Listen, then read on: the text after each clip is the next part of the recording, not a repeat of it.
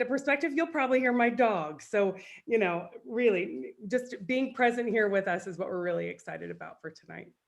So welcome everyone to our monthly feature speaker series. That is a mouthful. We're still trying to figure out a better way to name that.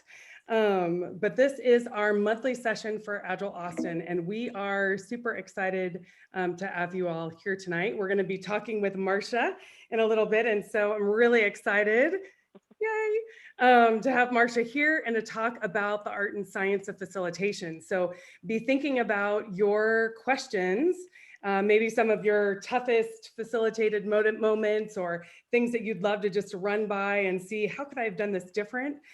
Because we'll have a section in tonight's session where we're going to try out a fishbowl. We're going to facilitate a fishbowl and see how that works, and make sure that everyone has a chance to ask some questions of Marsha. So be thinking about your questions as we get going. In addition, before I move on from here, I'm going to ask, other than Sam, so glad to have Sam here, either by way of using the hand emoticon or just coming off mute, how many other folks are here for the first time? Or you can also put it in chat.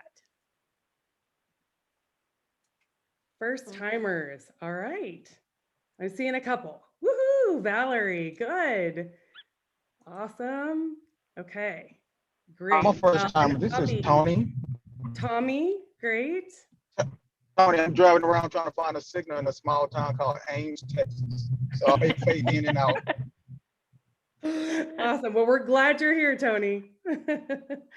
Good. Well, we're so glad for the new faces, so glad for our friends. So really, really happy to see everyone. Okay, so what we're going to do is run through a little bit about Agile Austin, this group that you're here to see. Our mission as a nonprofit is that we connect people and foster professional growth through collaborative events, which educate our community on uncovering better ways to deliver value through Agile values, principles, and practices. So that is our mission. And I like to think that we do that, and hopefully you'll see that not only through our monthly series, but through our conferences and our special interest groups, our SIGs. Our 2021 board members are shown here. We have a few of us here from the board that will be on tonight. Never hesitate to reach out to any of them if you have questions about Agile Austin or want to know more. We're I think, a pretty fun group. So here's our board members. And then as Erin was talking about at the beginning, we do have monthly special interest groups. That's the SIGs that you see here. And you'll see on the slide the different groups that we have and when they meet. Our meetup, which is where you signed up for tonight's talk, is the best place to go and see the latest upcoming events that we have going on. But I did also create a slide for you just so that you'd know and maybe have some intrigue happening. So in March, we've got our book club. Ned's talking about team topologies. It's the first session. So join him, he would love it. Agile at Scale is going to be looking at resilience and agility through evolutionary change. And then we've got some great stuff coming up in April. So hope that you enjoy tonight, and we'll come back again for one of our special interest groups. If you're interested in joining Agile Austin, we are a cheap but awesome member organization. It's $35 to join, and what that gets you is things like access to our Slack instance, so we can have more conversations. You can vote for the board, you can run for the board. We also have an end of the year party that we do just special for our members with giveaways and prizes. So would love to have you join for just a nominal fee, and you can do that at the agileaustin.org site. We're lucky to be here because of our sponsors, who are just amazing as always. Our Platinum Agile Velocity, that has been our Platinum sponsor for quite a while, and we're really thankful to them, along with our Gold, Silver, and Bronze sponsors that you see here on the slide. And of course, if you or your company should love to sponsor, be a sponsor and help sponsor some of our events, help sponsor the conference that we do, the Keep Austin Agile conference. The way to do that again is at the agile.austin.org, and you can find the Become a Sponsor, or just do the URL there. And your benefits are here. So we'd love to get more sponsors. If you or your company are interested, we sure welcome having you. All right, teeing up our monthly feature speaker series. Woo! It's the Tuesday, second Tuesday of every month. In April, we're going to be talking about Agile culture with Dave and Paul. And I'm excited about all of our topics, but really excited about our May 11th event, which is going to be a joint. So glad to have Red on the call with us tonight, representing Dallas. Whoop, whoop. We're going to have Austin, Dallas, Houston, and San Antonio meetups combining forces to create a joint Texas meetup. And we are still kind of brainstorming what the approach is going to be. Will it be a family feud? Will it be frameworks pitted against each other? Will it be ask your toughest questions and see which city can answer? Who knows? But it should prove to be a fun evening, and we're really looking forward to that. In June, we'll have a social, sort of our mid-year, just get together and chat with each other. And then Richard Kasparowski will come and talk about high-performing teams in July.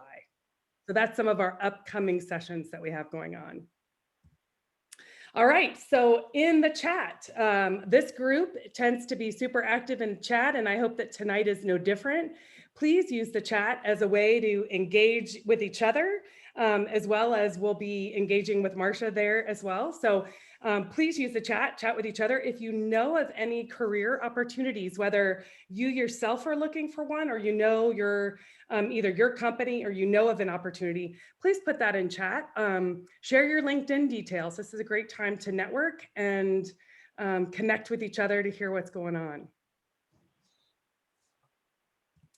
And then finally, we have networking time. So this is an experiment we've tried last month. We're going to try it again this month since we had good feedback from it. And what that just means is nothing important for you to have to do other than to just be present and chat with people. So what we do is, and I'm looking for my phone, which I can't find, but I've got it right here. So we've got about probably about 15 minutes. And what I'm going to do, I'm going to stop sharing for a second so I can see all of you. This is much more fun. What we're going to do is spend about 15 minutes in small breakout rooms, just chatting. So what we normally do with our monthly feature speaker series is gather around for pizza and sodas. We can't obviously do that right now. And so we wanted to give people the opportunity to just socialize and catch up. If you are not interested in going into the breakout room because you've had a lot of Zoom meetings today, that is absolutely okay. Just skip the join the breakout room and don't join. And you could stay here in the main room with me. But what I am going to do is just randomly put everyone in groups, and for about 15 minutes, you guys will get to just chit chat about anything and everything that comes to mind. Does that sound good? Anybody have any questions? All right, I like it. I'm gonna do,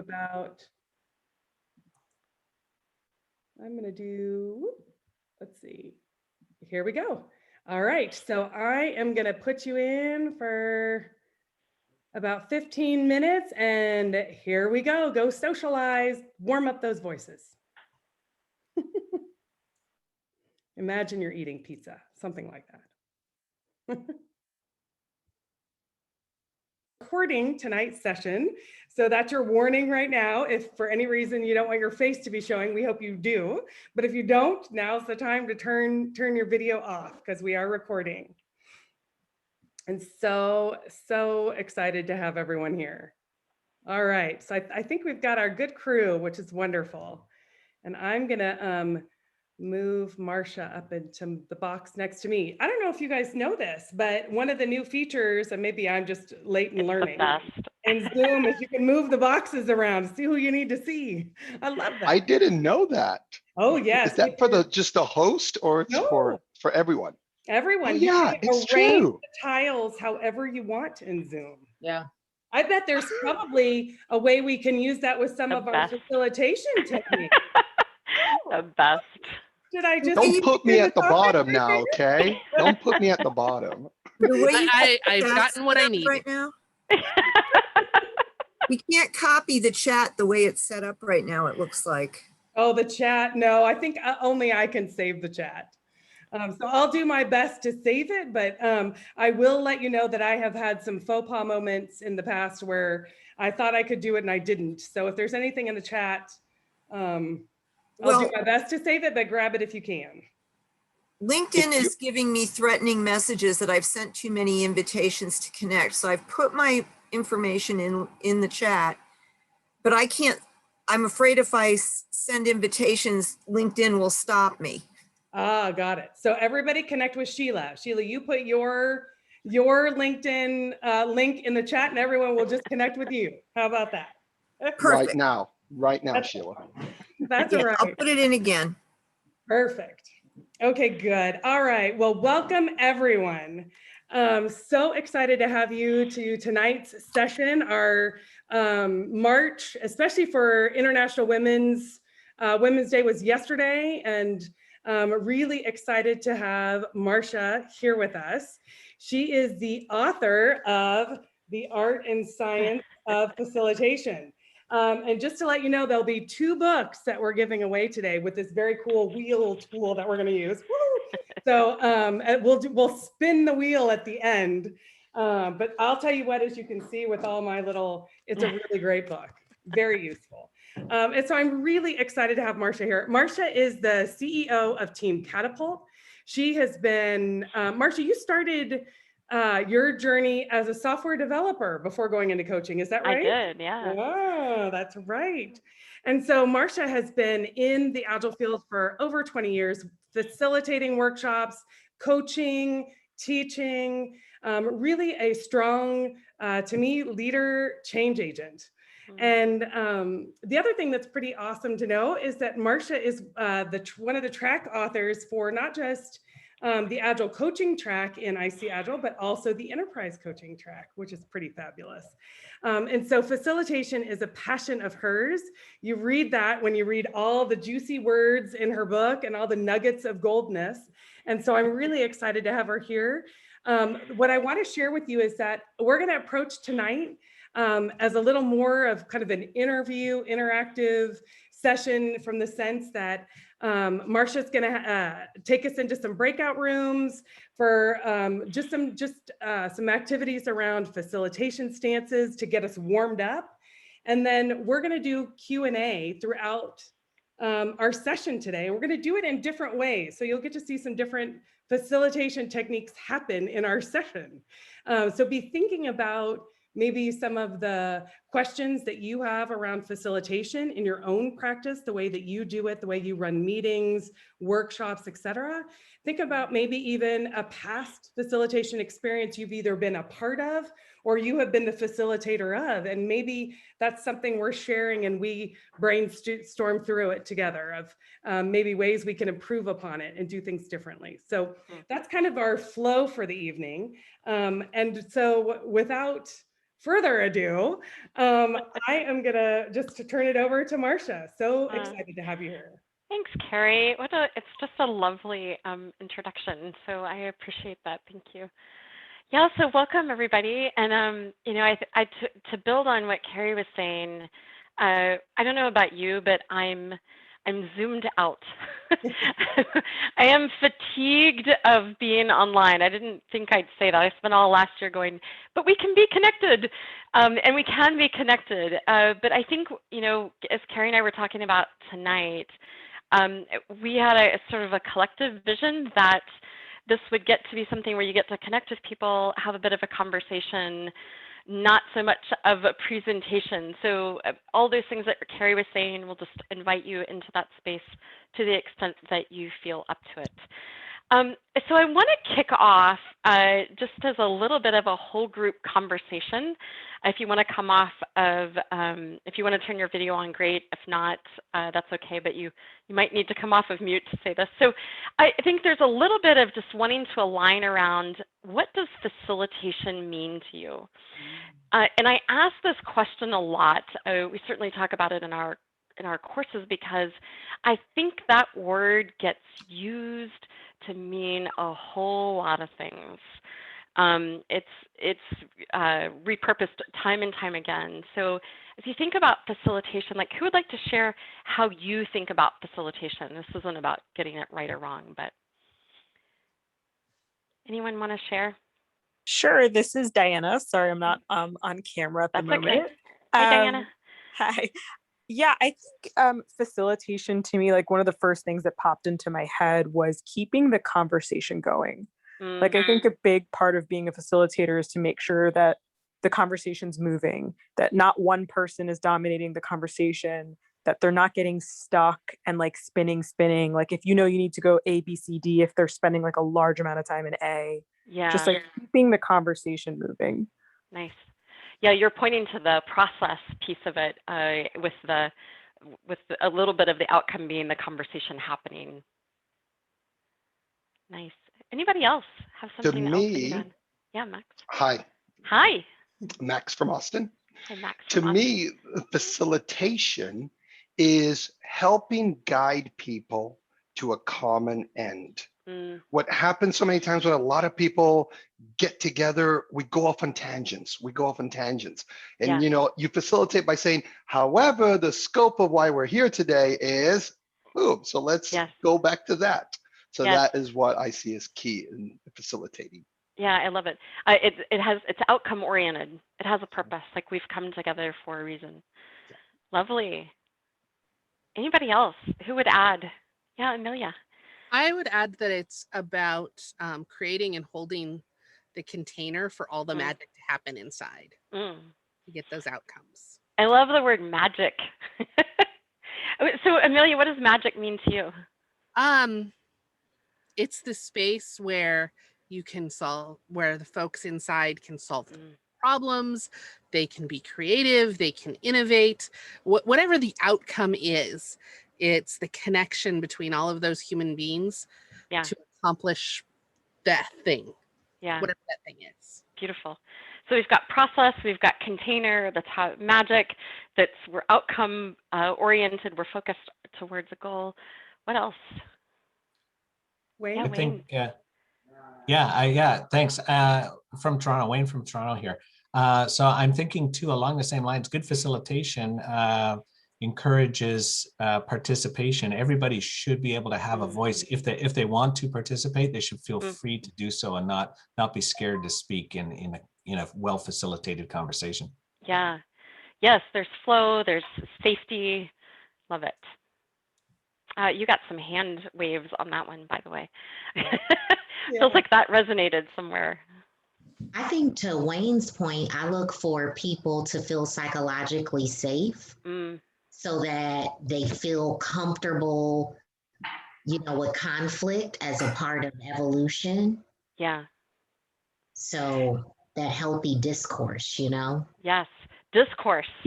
So facilitators also create space for discourse. So I'm just noticing we're stacking up a lot of things that sit in a facilitator's maybe scope of what they're paying attention to. So process and containers and safety and voices and discourse. Do we have time for two more? I think I saw two other hands. Great. Abby. Thank you for giving me an opportunity. Yeah, I mean, I all agree whatever like our all the friends has been said so far, and for me it is all about the feelings, the understanding, the feelings of that particular team. If I'm facilitating a team, or if I'm there in a session where I have to facilitate, just to understand the feelings of each and every member and guide them through that channel by understanding their feelings, empathizing. Yeah, I love it. Thank you. And I think we had one more. I think I can go with it. To keep it simple, we always try to complicate. So my role is like to make it easier, right? To help for the cause. So what is the goal of the team? So that is what for me, like facilitation means like to make it easier Yeah. to everyone. Yeah. Well, that's sort of the root of the word, right? Is to make it easier. easy. Yeah. Help So the cause. I love what you all are sharing, and the it certainly aligns with how I think about facilitation. As you know, when for me, facilitation is that it's a little bit of an essency thing. It's why the book got titled Art and Science, because I do believe that there's science that sits behind what we do, and I also believe there's quite a bit of an art to it, that you're paying attention to a lot of different things, but ultimately you are in service of a group. And if you think about maybe a facilitated session that either you have been a participant of, or maybe you were facilitating, where all of those things were true. Like you could check the box of all the things that we were just listing. Like there's a process and there's a desired outcome, and it's clear where we're going. And we're sort of in flow. Like things just move through. You hear all voices. You hear differing voices. It doesn't mean that everybody's in agreement. It doesn't mean that we necessarily feel liked in that process, but that there is discourse and also harmony, and we're able to find and advocate for a particular point of view, and we're also able to bring inquiry, and that there's a container that actually allows that to happen. So I think it's really helpful to think about and imagine, like what's happening when all of those things are taking place. What's the facilitator doing and not doing in that process? And I believe a lot of it is how you show up as a facilitator. So I thought one of the things that I wrote about in the book, actually the sort of the core of the book, is about the facilitation stance. And I think of these as like guiding principles, not rules, but more guiding principles to think about like what's in your stance, what's under your feet as you stand in front of a group, whether it's a Zoom group or a group actually in the room. And what do you need to believe about both yourself and that group in order to achieve that picture that we were painting a few minutes ago about, you know, what's happening in the room. So Carrie, I can, which it looks like I can. Yes. I'm so sorry. I did not, but yes, you will in about 1 second. I think I can share my screen. Yes. Yeah. I sure can. Cool. I love it. I'm actually going to share now. Yeah. So don't run away. It's only one slide. We are not doing slides tonight. But this is so actually you can download this yourself without having to enter anything at artandscienceoffacilitation.com. It's not behind any wall. It doesn't require your email address. So you can grab a copy of it for free if you'd like. But this is the Agile Team Facilitation Stance that's in the book. And what I thought we might do for just a few minutes is just notice what I call the guiding principles, the cornerstones of the stance. So starting in the top right-hand corner is honoring the wisdom of the group. The next one down is maintaining neutrality. And then at the very bottom, sort of what's in that core is upholding the agile mindset and principles. And then off to the left is standing in the storm. And then the very top left-hand corner is holding the group's agenda. So what we're going to do, Carrie's going to open up some Zoom rooms with about 3 or 4 of you-ish in each room. And same things apply. If you don't want to go in, you don't have to. But if you do want to go in, what I'd love for you to do is when you get in the group, pick one of those guiding principles in the stance that you want to explore. And what I want you to do is like make up a definition about it. So given the description, like holding the group's agenda, what do you make up about what that might mean and what might it look like if a facilitator were doing it and believing it? So this is about sort of, again, you can't get it wrong. You all did phenomenal with the definition of facilitation. So just port those same skills over into the stance. So just talk about, for about 10 minutes, about what do you make up about the definition of at least one of the cornerstones. And then if you would appoint a spokesperson, maybe save the last minute or two for who's going to be willing to share with the large group in a bottom line, succinct way that summarizes what you as a group talked about.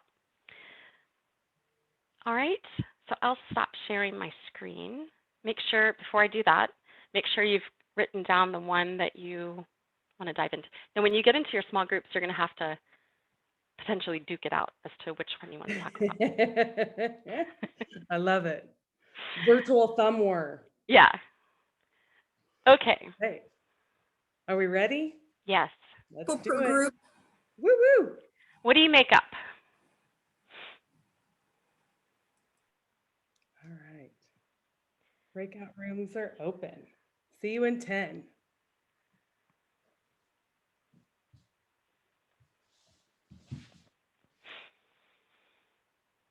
Finn's moving around if you're hearing noises. I keep trying to pry him with some I'm prying him with I don't hear him. Oh, good. Okay. Oh, wait, let me pause recording. Some knowledge, and then together as a group, they have even a greater collective consciousness. And a good facilitator, we thought, should honor that by realizing that it's there and then helping the group to understand that they have that themselves. And there may be questions, but they have what they need to find the answers, even to things they don't know. Beautiful. Yeah. So there was more to it, but I'll leave it there. Yeah, I love it. I love it. It is, and I think it's really common, by the way, to also question, well, I worked with a group last week and I'm not so sure that it really felt like that space. So I think that's true. And I think everything that you said, Wayne, is also true, that groups do have that intelligence. I think what we do really well as groups of human beings is put a lot of blockers in our way that say, you know, we pretend that something doesn't work or we don't have what we need. And I think there's a lot to just trusting that if you help the group access that collective intelligence, there's a lot of value there. Is there anybody else, any other group that talked about honoring the wisdom of the group that maybe had something different to add on top of what Wayne was just sharing? So we also discussed, my name is Smita Goval. I'm calling from Silicon Valley. Hi. Hi. So we also talked about wisdom in the group. And I want to say that, as you said, the intelligence is in the group. I can't agree more that the gold nuggets are hidden in the experiences that we want to share. Yeah. And we also discussed that the whole is bigger than the sum of its parts. So we want to foster that collaboration and in the group and have everybody share their experiences. And that's the wisdom that they're sharing, and really gear that and integrate that in our outcomes that we want to get from the workshop or any facilitation thing that we are, organizing. So we want to just incorporate all those experiences. That's a wisdom, and have the outcome dependent on those. Absolutely. Beautiful. Love it. Thank you. Anybody else want to add one other nugget to that? Nope. Good. Okay. So yes, so that's a little bit of honoring the wisdom of the group. So let's move to maintaining neutrality. Who talked about that one? I can go into maintaining being neutral. So I play a role of a Scrum Master. When I started my journey of a Scrum Master, I actually moved from a technical role into being a Scrum Master. So I knew I had a lot of knowledge about the domain we were working on. So there was always a tendency, even as a Scrum Master, to jump into conversation. So maintaining a neutral stance was very hard, right? Because the other thing is that drives us is like, hey, I mean, I can help get to the solution within like 10 minutes. If I don't say it, they'll go in circle for like next hour. So let me just give them a solution. So maintaining a neutral stance becomes a little bit harder when you know. Yeah. Yes, it can be challenging, especially for a Scrum Master, an Agile coach. You have, you're there. You're often part of the team in some way, shape, or form. Who else talked about maintaining neutrality? What did you make up about it?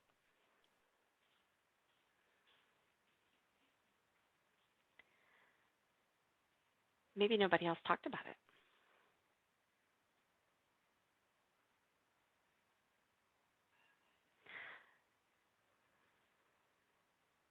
Cool. So, Carrie, what do you make up about maintaining neutrality? You're on mute, by the way. Thank you. The quote of the year, you're on mute.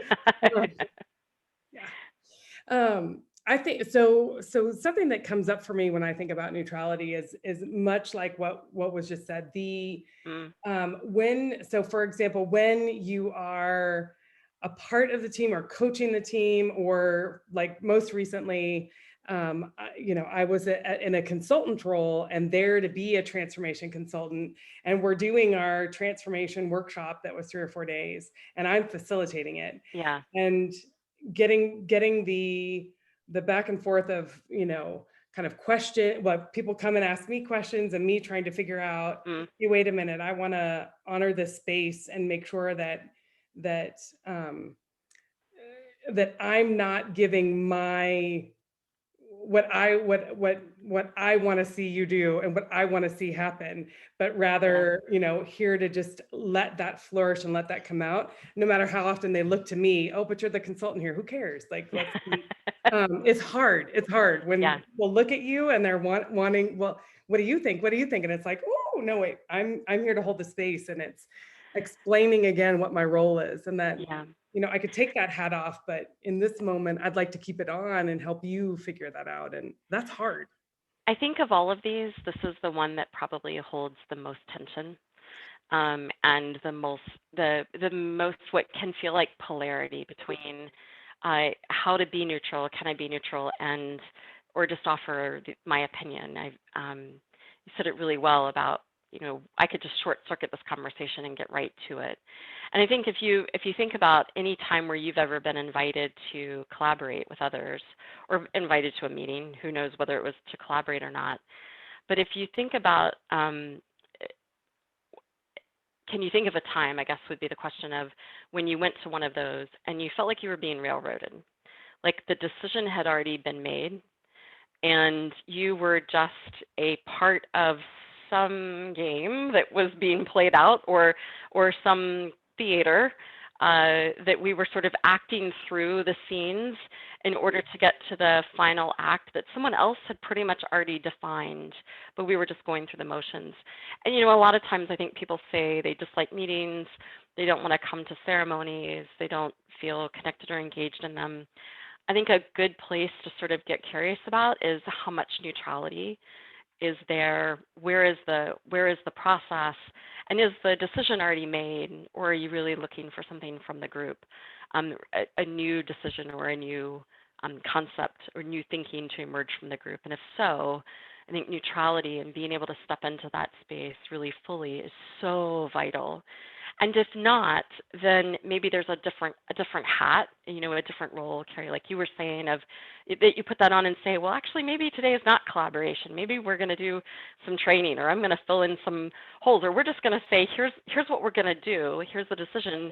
We'd love to hear your thoughts or feedback about this, but we're not really looking for new collaboration. So I think maintaining neutrality is so critical to that. All right, so let's move on.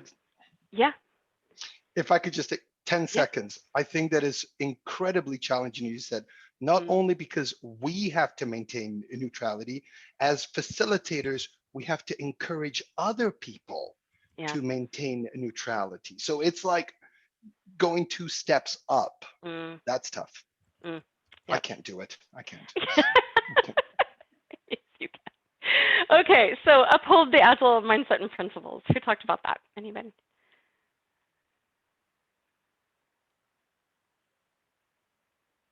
Who needs those? We'll just skip one. Okay. It's a given. It's a given. It's a given. Yeah. Well, here's what I'd say about it. If nobody wants to share what they made up, it's a given, and the reason that it exists in the stance in this way is that it's about upholding them. It's not about enforcing them. Or it's not about holding to the, the book that says we have to do it exactly like this. Like it's holding to the mindset and the principle, the belief, the essence of what's intended around agility and lean and collaboration and minimizing work. And it's holding to those values and not getting so fixated on exactly what it needs to look like. So I think that's the space of finding your stance around agility, and how do you, there are many times where you talk with teams and they'll say, well, we got a Scrum Master and Agile coach and we have to do it this way, or we're getting it wrong if we don't do it. And there is an essence to doing something that, again, upholds the values. And there are sometimes teams where it just doesn't make sense anymore, or it's a ceremony and we've sort of checked out and we're just checking boxes and we're not getting value out of it. And so we come together to collaborate because we want to get value. And if we're not getting value, then let's think about how we might shift or adapt and do something slightly different. So it's about not being so married or fixated on exactly what that looks like. So that's the nuance of upholding that, and that it is kind of our come from place. Okay, so we talked about this in the definition of facilitation, which is standing in the storm. We talked about discourse. So anybody have a definition that they made up in their small groups that you want to share? Hi, this is Drew. So we talked in our group a little bit about standing in the storm, and we were talking about the storm itself. And so I'd like to call back to the conversation you just had about the neutrality, because one of the examples that came up, so standing in the storm is the ability to keep the conversation from going off the rails. So the example that came up is, as you mentioned in the neutrality, sometimes there are decisions or directions that have already been made. And so the example that came up is you have people who you need to get feedback from, input from, and you need their buy-in, but the direction that the organization is going has a negative impact on their role. And you could imagine that's a situation that would create a storm, because people have positions, because their position is threatened in some way, and they can feel it. And so standing in the storm is, sometimes those conversations still have to happen. And because of the sensitivity and because of the energy behind people's positions, it can go off the rails very quickly. And so the facilitator needs to be able to kind of exert a certain, recognize when things are escalating, and then have a lot of skills to de-escalate and still kind of bring the group to the goal. And I can imagine that that feels like standing in the middle of a storm, because everybody, as a facilitator, you have to be careful how you interact with people, because they could feel like you're taking sides. They could feel like there's a lot of things that could go wrong. I love how you talk about this notion of de-escalating. And, I think about standing in the storm as just that. So of all the things that I've had to work on as a facilitator, standing in the storm is my greatest work.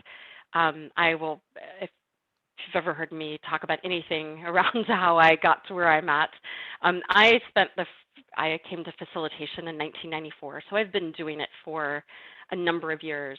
The first big chunk of my time in facilitation was spent managing conflict out of the room. I kept groups so busy that there was no time for there to be any space for somebody to disagree. And if somebody did disagree, that looked like a perfect time for a break. Snacks, tea, anybody? How about a cup of coffee? Walk it off, and then we'll come back and move on with the agenda that's going to get you to your outcome that I'm quite certain will be just right on the rails where I needed it to be. And I am certain if anybody was part of my facilitated sessions back then, they might have accused me of sort of railroading them along a path. I think that, Drew, what you were highlighting about what I've come to believe and work with really differently is how conflict is actually vital to outcomes, how it is needed in groups. And when conflict, when we don't hear differing points of view, when we don't have discourse, it's sort of like a deflated flat ball. It doesn't bounce. There's not much to it. We just sort of move along. And the other thing that I've really come to understand is that when I manage it out of the room, that's exactly where it goes. And it does way more damage outside the room than it does inside the room. So Drew, the example of, somebody on a team where something's really changing for them, and there's a really valid perspective and opinion. And when we don't create space for that, well, then that just goes into the Slack channel, or somebody calls somebody after the workshop and says, this is ridiculous, I'm not going to do it. So you start to get this notion of really courteous compliance in the room. Outside the room is the real conversation. That's where actually the real new thinking is happening.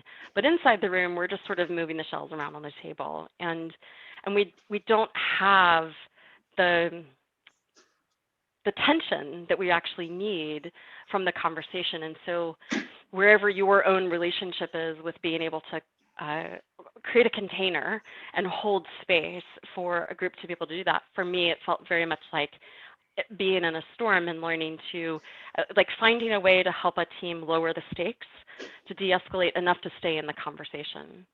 But what I really believe is that if the conversation goes out of the door, then we're challenged, because so will the thinking, so will the wisdom. The wisdom will be, under the ground. So that's standing in the storm. Yeah. Oh, sorry. I just wanted to add one more thing. Yeah, our group is totally with you. We said, let it rain. Right? Let that storm come, and let's have confidence that we can not only stand but walk through it and get to our destination. Yeah. Stephen, I love what you said about let's have confidence, because if you have confidence that you can help a group through that, they will have confidence that you can help them through that. And there is nothing greater than to walk into a room or a virtual room with a facilitator. It's not ego, but it is clarity about what you're doing and confidence that to go through this means we've got there's actually a collective greater we, and that the outcome will potentially be much greater than it would have been without it. Yeah, so I love what you said. Okay, so but what if it's uncomfortable for the others in the room? Like for me, I'm like, bring it on. We got to hear it. Yeah. Be honest. And the others are all like, oh my God, especially my boss. No, take that offline. Take that off. Well, I think it will be. So thinking about how might you design with them ahead of time, designing for permission.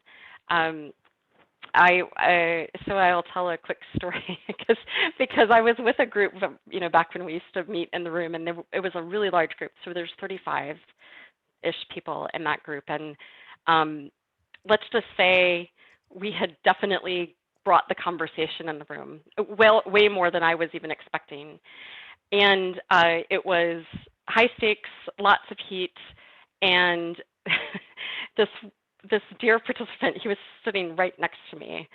All of a sudden, we sit in a circle with no table. So he was sitting right next to me, and he literally popped up out of his chair and started walking towards the door. And he's like, we need a break right now. This is crazy. And actually what I knew is that we didn't need a break right now, and to have taken a break, we would have walked right by things. And I just said, so I get it. Like, I just did some normalizing to say, this is tough. It really is. And it's really meaningful to some of the people who are voicing it right now. So if you can just sit back down for maybe 5 or 10 more minutes, we're not going to stay with this forever. But it was just a really critical moment in that moment in time. But he is now my mental metaphor for exactly what you're pointing out, is that it's not necessarily comfortable, and there will be people who literally want to pop out of their chair and run to the back of the room. So, okay, so the last one. If I don't contribute, I think my group Yeah. will get upset because it's a fear for me to do this. I don't usually speak. Thank you. We were talking about, I'll do a quick summary.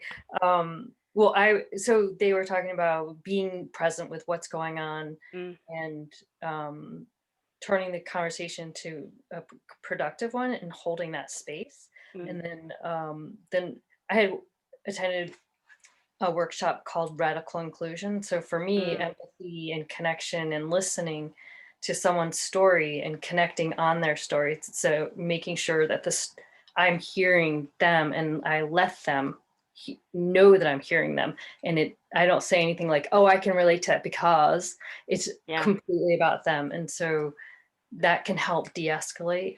I love that. That's actually really helpful. Noelle, what you're pointing to is this notion of like bridging and finding what's true and what the other person is saying, which is a great way to de-escalate. And anything that, when the stakes rise, anything that will help a group de-escalate enough to stay in it. I think that's one of the biggest things that we're going for, is that we as facilitators are in it, and that we also find a way to help the group do that. It's really great. Okay, and thank you for sharing. It was lovely. All right, so holding a group's agenda. Who made up a definition about that?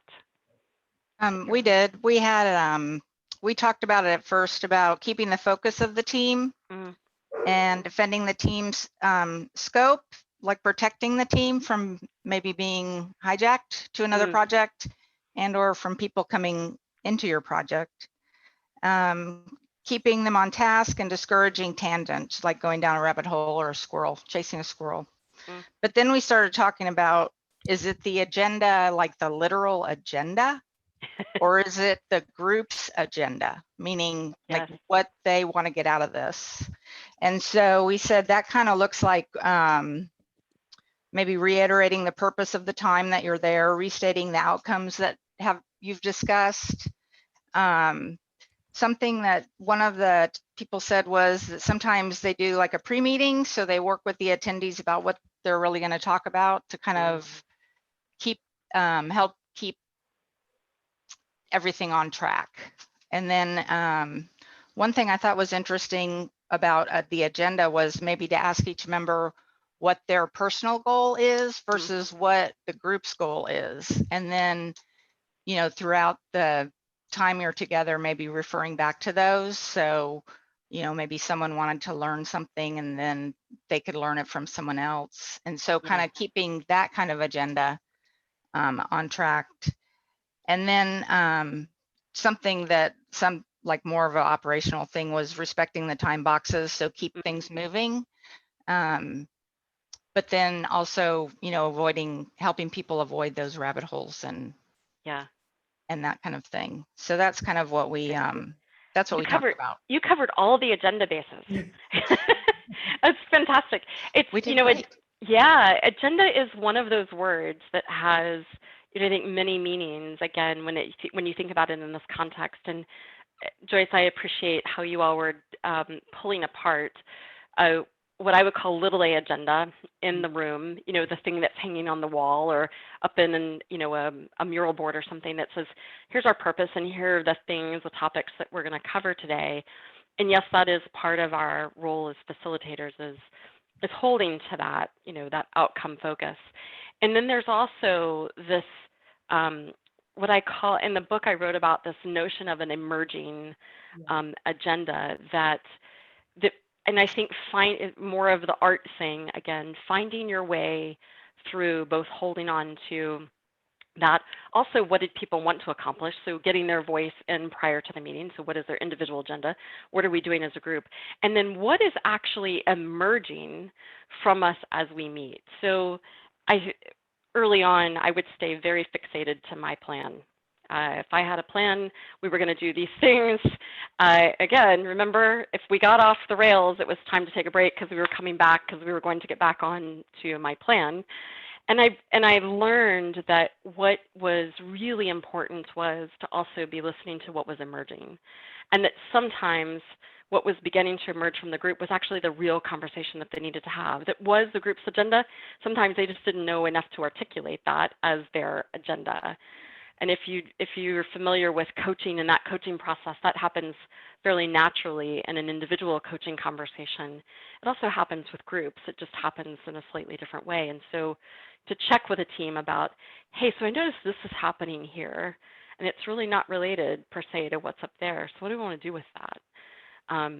But you might even name, like, and this actually feels like it's more important or more critical to making that decision that we thought we were going to make, but it's definitely outside that ballpark. So it's a little bit about holding that agenda of where is a group going, and sometimes they don't necessarily know that.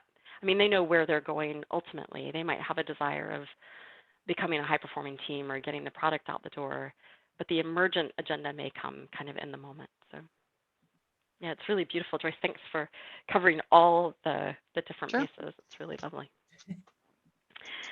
So that's the facilitation stance kind of at a glance, and we've done a little bit of sort of charging it up and making some meaning of each of those. And then in the center are really the facilitation competencies that you bring, the skill sets that will help you. But this belief, these sets of principles, and then there are practices that go along with kind of developing them over time. But I just wanted to give an essence of that. And Carrie, maybe we can dive into some questions and do it in a different format. You bet. If we're up for it, what I'd love to try is the fishbowl.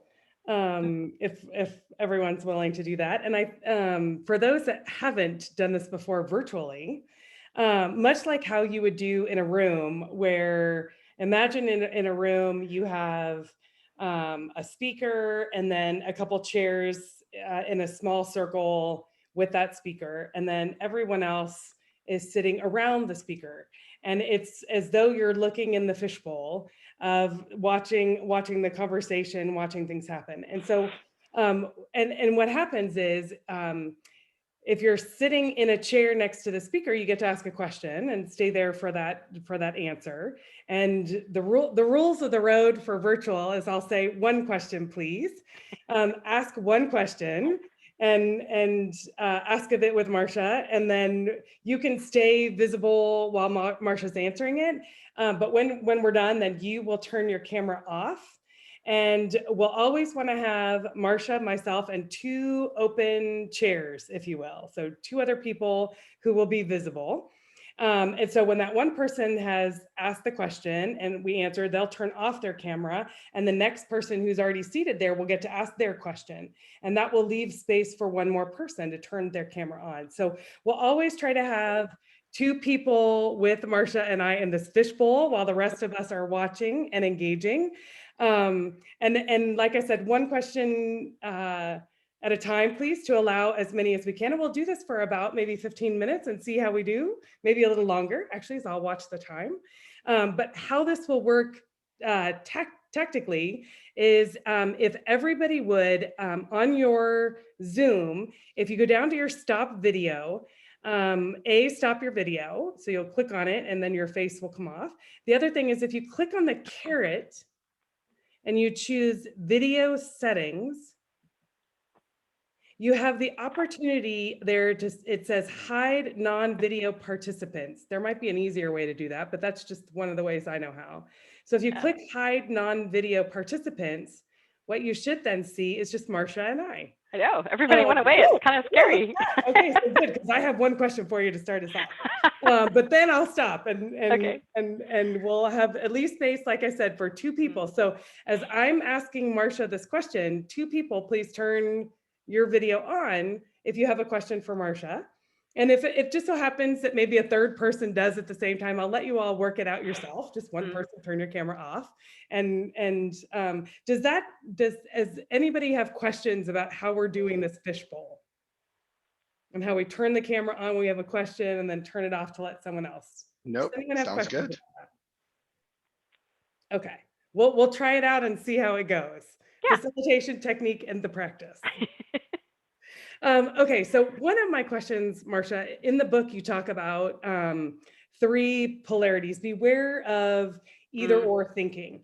And something that comes up for me that is often hard is that when it goes back to that maintaining neutrality versus having a point of view.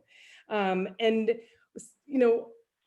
something that you write about and that I've experienced is it's hard not to have a point of view. Yeah. It's hard not to be unbiased because we all have our thoughts around, we have our opinions when we're watching things that happen.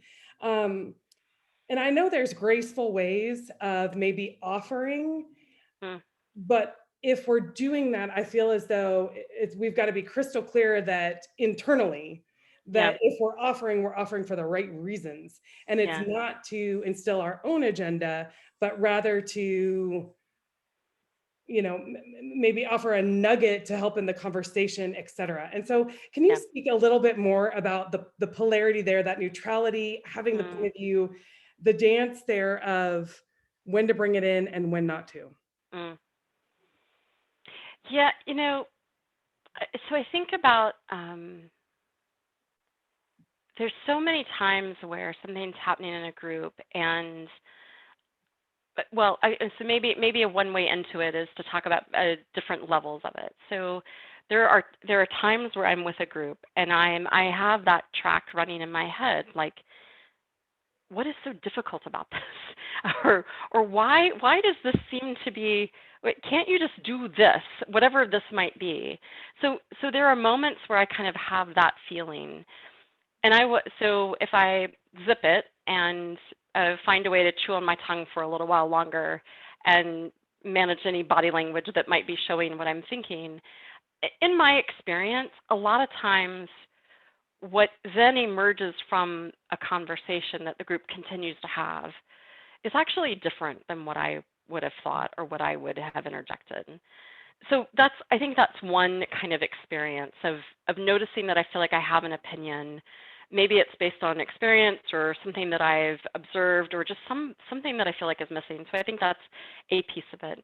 And then I think there's also a place where you notice a group sort of spinning around something, or it feels like they're frustrated or you're frustrated, and it's a combination of both of those things.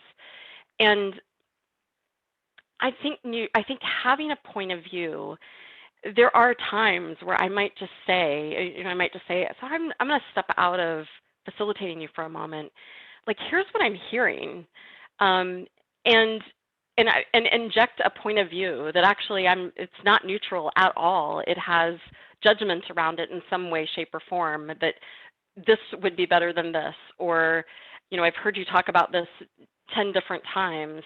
What would it look like to just decide or commit or make that decision? So I think there are moments where it's about having a point of view. Sometimes what I see facilitators do who learn about neutrality and then try to, go do it is they sort of swing the pendulum all the way over and believe that neutrality means, that's right, to zip it, and then I can't participate. So all I can do is just ask the group some questions or invite them to, write on sticky notes and then invite them to dot vote. And so it's not that either, right? So it is about being clear about your process and having a point of view about the process. I think also it helps to have different models around change and how group dynamics work, and being able to read what's happening in the group and see more of a meta view rather than, being in the weeds. And so I think different models and lenses also help you to have a point of view. Agility helps you to have a point of view to say, you know, to be able to maybe pause action in the conversation and say, here's what I'm noticing. I know that Agile is a value here, and you know, where the conversation is taking us potentially, you know, puts us in a really tough spot, or puts us in maybe in conflict with some of the Agile values or principles. So what are we going to do about that? So I think it's places like that of how can you, sorry, I have hair in my mouth. How can you name what you are seeing and state it in a way the best you can that's a little bit about here's what I'm hearing, or here's what's happening. So that's, I guess those are different kinds of ways I think about having it, but it is about having a point of view. And finding the right way to be able to share it. Thank you. Yeah. That's Yeah. super helpful. Yeah. So I believe I was a second prior to Erin. Thank you. Thank you, Erin. So Marsha. Yes, Max. As an Agile coach, I have encountered this issues timeless, multiple times in the last few years. Is I come into a team, I'm in an organization, and I'm going, in my mind, I'm gonna use Agile principles and values to help them achieve their goals, be more Agile. They start shooting out, let's do SAFe, let's do Scrum, let's go implement this process framework and that. And so I always find myself very challenged about finding a way to facilitate where I can tell people, hey, why don't we start to understand the needs? Or why don't we start to understand other things before we get into solutioning or whatever process framework? And the last thing I'll say, I get challenged by my fellow Agilists who are highly certified in a lot of these frameworks, and you know, that is their entity. How have you facilitated a scenario like that where you wanted to focus people on the Agile values and principles, but got pulled into all this other stuff? So, you know, I think about the place that you were pointing just a minute ago, which is why are we doing it?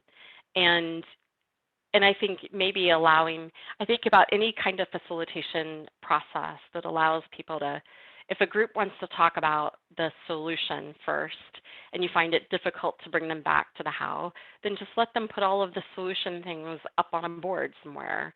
So write them out, let's put them all up and look at them, and then come back to the question and then ask it again, like, and so what do we want to have, what do we want this to look like 6 months from now or 12 months from now, and actually get a group to begin to think about the future rather than the day, and invite them into that conversation. I think it's natural for I mean, we're in the tech space, right? Most of the time. So it's the thing that we naturally do. We look for linear process and figuring out the solution and maybe helping them to see. So one of the things that will help us make the decision about where we go is to be really clear about why we're going there and what we want in the very end, and to create that picture. So maybe it's talking about it, maybe it's drawing a picture of what it would look like. But I think like a North Star, like here's what yeah, I'm trying to get, and what's a allow metaphor? people to bring out their ideas and then continue after that. Yeah. Got it. Thank you. Welcome. I'm remembering to come off mute. I'm actually, my question is around reading a room, particularly when the room is now virtual and not everyone is on camera and fully paying attention. Do you have suggestions or tips or tricks or rabbits up your sleeve that I don't know about? You know, how can we read a room when we are not in the room? Yeah, that's been an ongoing conversation, I think, this year. It's not just me, okay. Well, no, it's not just you.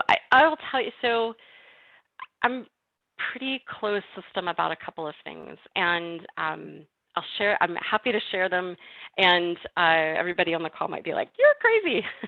But so it's some design that I do ahead of any session, whether it's training or whether it's a facilitated session, is knowing ahead of time that I'm asking people to be on camera and off mute, just across the board. And that's one of the requests coming in, because one of the things that I think we are lacking greatly in this virtual space is if we were in the room, we would hear people sign, we would hear somebody sip their drink, we would hear, there's some just like chatter that I think we are desperately missing in the virtual space. We want that. I want somebody to say something funny, and I want to hear 4 or 5 people giggle. I want to hear somebody say, exactly. Thank you, Max, for demonstrating that. You know, I want to hear somebody say something that's really meaningful, and then silence fall across the room for just a moment. So I want to hear the ambient sounds, and I don't want people searching for the mute button when they want to say something. I want them to actually normalize. One of the other things that I do is normalize the fact that you're going to collide.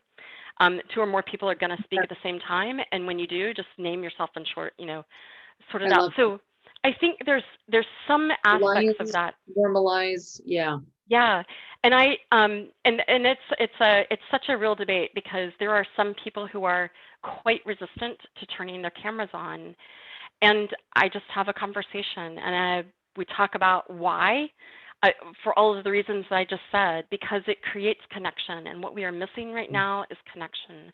We are missing the human voice, the human laugh, the sighs. I don't, and then we design together. So if your background noise gets to the place where it is bothering someone, we will say so. So if the dog barks because the mail person came, then by all means, you know, mute yourself for that moment in time. So we also talk about just taking care of yourself and navigating that.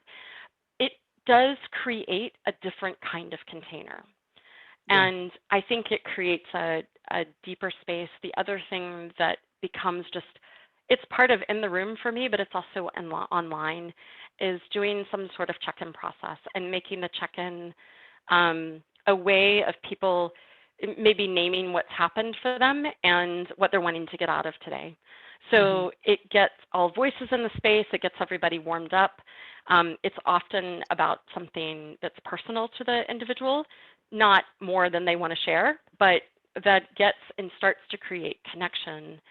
And so those are some of the things that I use. They're just givens. So I don't think that Erin solves everything, but they are some of the things that I found help. Yeah, thank you. You're welcome. I'll give you Wayne. Uh-oh, look out. Okay, Marsha, by the way, enjoying this conversation immensely. Thank you. Welcome, thank you. I heard you talk about a few minutes ago body language for a facilitator, and trying to just be aware and suppress that, maybe because of not wanting to maybe subconsciously influence the people in the room. And it made me think of like the double-blind drug testing that you do to, you know, to keep the doctor's opinion out of it. Could you talk a little bit about that, or techniques that you might have, or how a facilitator might unwittingly alter without even knowing? I'll tell you something that I did a little while ago, and I thought I should have told on myself when I did it. So when I was inviting people to comment on, you know, what does facilitation mean, I think for one person I said something, and another person I said, oh, I love that idea.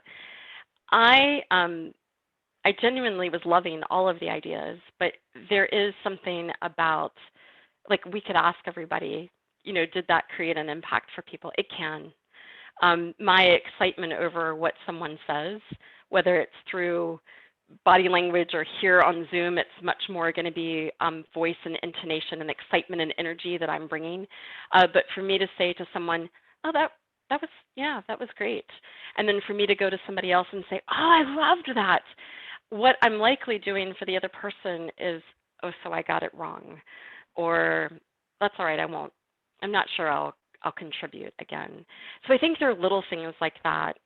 If you are doing a collaborative exercise and you're using any kind of, in the room, if we were using sticky notes, online, if you're using Mural or Jamboard or something, I think another way that facilitators can introduce bias and non-neutrality is to start grouping things for a group, or saying, here's what I see a group here and I see a group here. And I think the way to get out of that is to just turn things back over to the group. So ask a group to name it, ask a group to group similar items and let them come up with the name of what they would call it. This was similar to the question Carrie was asking, where if I were to name a group of items that a team was sorting, the name I would give it and the name they would give it are often very different. So I think there are small places like that where we introduce bias that you might not be aware of. Does that get at your question? Good. Yeah, no, I think so. And I find it fascinating, the whole observer effect and that kind of thing. But yeah, no, that was good. Thank you very much. You're welcome. Thanks, Wayne. Hi, Marsha. The conversation so far is awesome. I had a lot of questions that some of the other folks asked were really interesting, and I had in mind as well. The one that I have specifically in mind is facilitation when it comes to leadership, C-level execs. If there's any tips, tricks, or techniques to keep in mind for that, because I think they fall in the bucket of the wisdom and everything else that they have, and it's sometimes tough to maneuver around that space.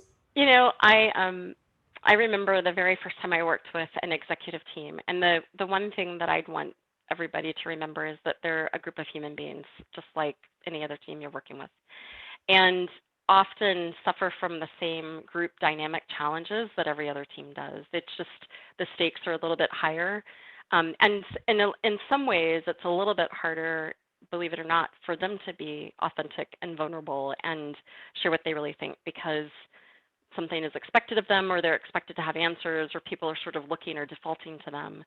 So I think in many ways the stakes can go up. But I think a lot of the techniques that we use on teams apply to leadership teams. I do think sometimes it's helpful to design with, we talk about designing with your sponsor, so the person that stands to gain the most from the outcome of the meeting. So if there's somebody more senior in that group who's sort of sponsoring the meeting, to have a conversation with them ahead of time about the design. So do I have permission to call on you during the meeting? What do you want to take away from the session? What's the, if you were walking down the hall and you said to me that it was a really great session afterwards, what would have happened? So that you're really clear about what the desired outcome is. And so are they, because I think a lot of times in that pre-conversation is where people sort out, well, maybe we don't really even need a session, or we do, but it's just for this piece. And these other things, I'm actually going to make the decision, so I don't need input on those, but I do on this. So I think any of that will help kind of frame a leadership conversation. I think that confidence, I forget, somebody was mentioning it a little while ago about the confidence that you bring, bring that. Awesome. Yeah, those are really good tips, and I'm sure to use them very shortly. Good luck. Thank you. Yeah. Thank you for the conversation. It's been fantastic. So my question has to do about improving as a facilitator. So what things should we be looking for to be able to assess our own abilities and the outcomes of the meeting, and then getting feedback so we know what our strengths and weaknesses are as facilitators and improve. So what are good techniques to improving? I think a really, well, can I answer it with what not to do first? I think one of the things that I would love to see facilitators stop doing is asking people at the end of a meeting about whether they like it or not. So, in the Agile world, there's a lot of this mad, sad, glad, thumbs up, thumbs down kind of feedback. As a facilitator, I will tell you, I don't think that's particularly useful. I think if you are really facilitating, holding containers and creating space, kind of like we've talked about earlier here today, sometimes there will be discourse in that conversation and you might not be the most favorable person at that moment. So I think asking if people liked it or liked you isn't particularly helpful. So things like thumbs up, thumbs down, don't do it. But I think you could ask people at the end of a session, did you get what you needed out of this session? Did we talk about the things that we needed to talk about during this session as a team? So I think you can ask them about that. I think you can ask, did we achieve the outcome that we set out to achieve or that we needed to achieve? Those can be two different kinds of questions. But I think if you're keeping it about the outcome and about did we as a team talk about what we needed to talk about, then that's the kind of feedback that you can get from a team about facilitation. And then I'd say growing as a facilitator, find a co-facilitator. I love working. I think it is one of the best ways to grow as a facilitator is to have somebody who is often co-leading with you. You'll have different styles. You'll see different things.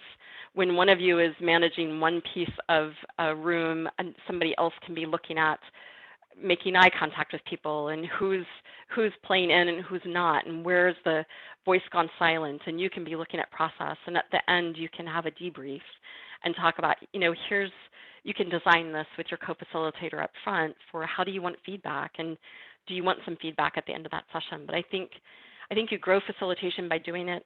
I think you get the lumps and the hard knocks through the school of learning, and you find ways to get useful feedback from a group about outcomes and what were we talking about, and then lean on co-facilitators for growing.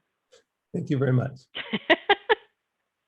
It's a wall of words I think I just gave you. Hey, Marsha. Hi, Brian. I would love to double click and know more of these tricks that you shared. I'm sure I spend way too much time prepping and getting ready for sessions that I'm facilitating. And I kind of picture you just like rolling up today because you're at the point of your career where you can just kill it and walk in here. And so, yeah, was there an aha moment for you in your growth? Or are there certain like mental models or tenets that you live by that really helped make it click? That's a really great question. Yeah, I did. So I guess a little bit of transparency. There's a design to even tonight, although it's way looser and less defined than it would have been 10 or 15 years ago. And depending on the session that I'm going into, I still do quite a bit of prep and design for things. I do quite a bit of thinking about intention, and I think about the group that I'm going to work with. I think the mental model that has significantly changed how I facilitate is structural dynamics. So it's a way of looking at and naming structure of conversation. And it's a way of actually giving a name to the group dynamics and patterns that happen in a room, so a way of reading the room.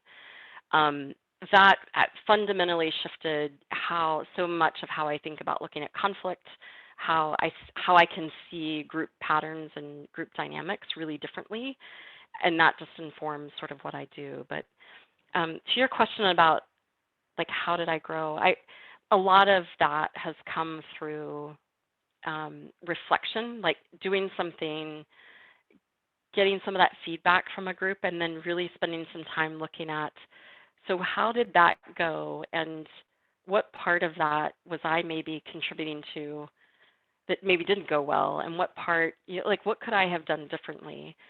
I think this whole thing for me of learning to let go of controlling the outcome and to take myself out of it. Because I used to think that if a group went off the rails, that I was a bad facilitator. And so I did a lot of personal work to let go of some of those. Is that helpful?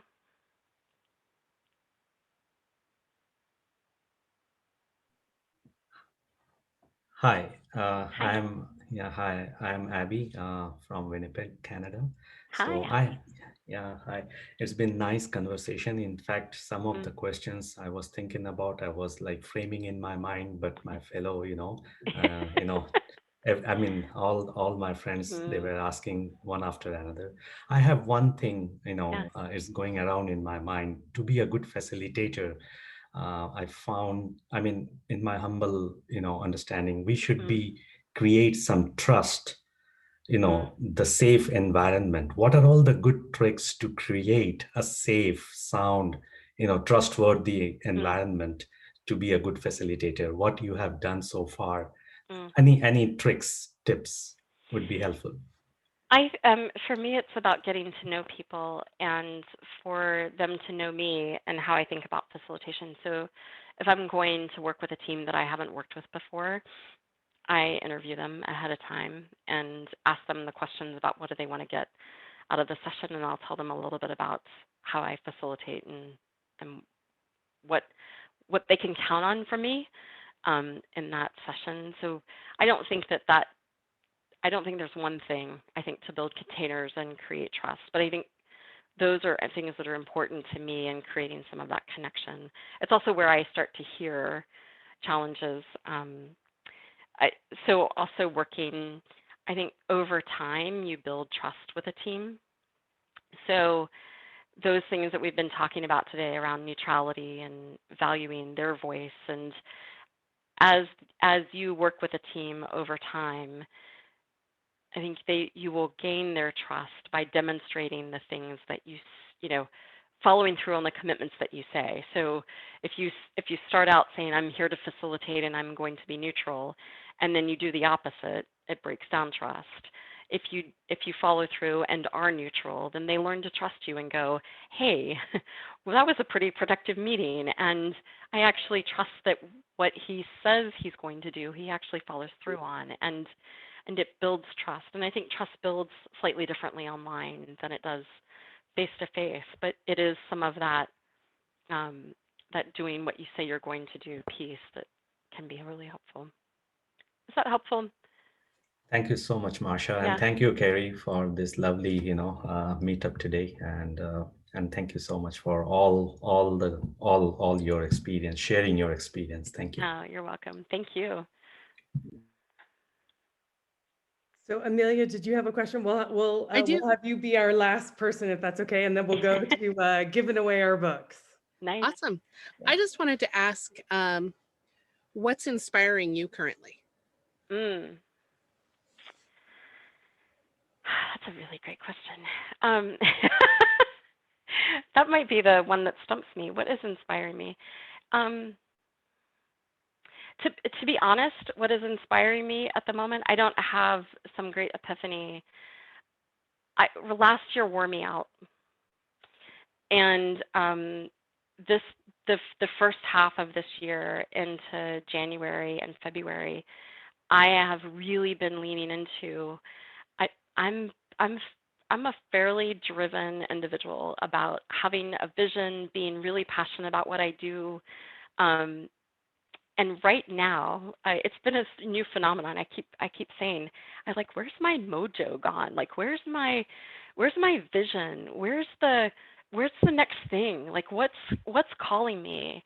And I have really struggled with. I spent the first part of the year judging that I didn't have it, and thinking that something was wrong or broken.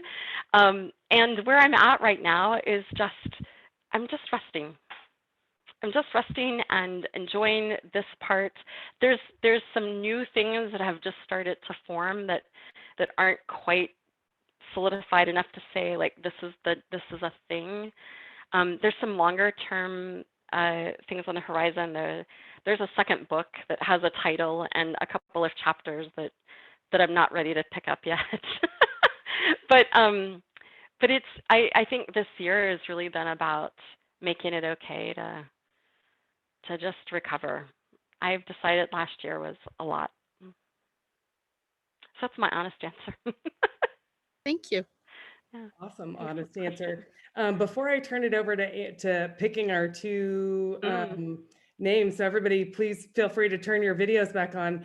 Diana did ask a question. What would be a good reference for structural dynamics? Do you have a book you'd recommend? Yes. Yeah, I knew you would. So yeah.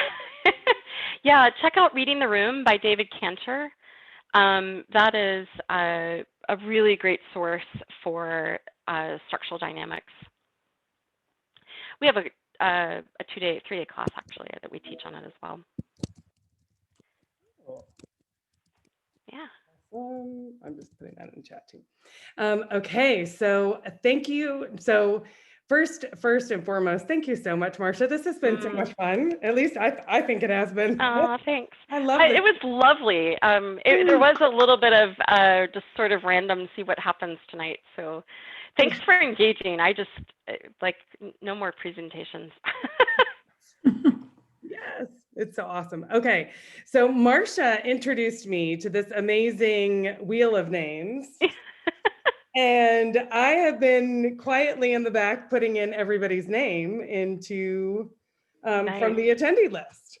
So we have 2 books to give out tonight. And so I am going to click to spin. Click. Woo! Wait, first, did you tell us the books? Oh, we're giving away Marsha's book, The Art and Science of Okay, Facilitation. got it. And it looks like Peter. Okay, so Peter, if you will, as I'm doing this, please send me a direct message in the chat with your email.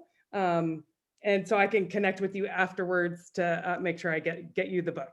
So the book is The Art and Science of Facilitation, Max. Had you been at the beginning? Okay, so let's spin it again. All right, spinning, right? Yes. Very cool. It can't be Peter again, can it? Well, woohoo, it's Mike. Just missed me. Okay, so awesome. Okay, we're gonna have more fun with this going forward. Mike, if you wouldn't mind doing the same, please share with me your email in chat so that I can make sure that I'm connecting with both of you to get you your books.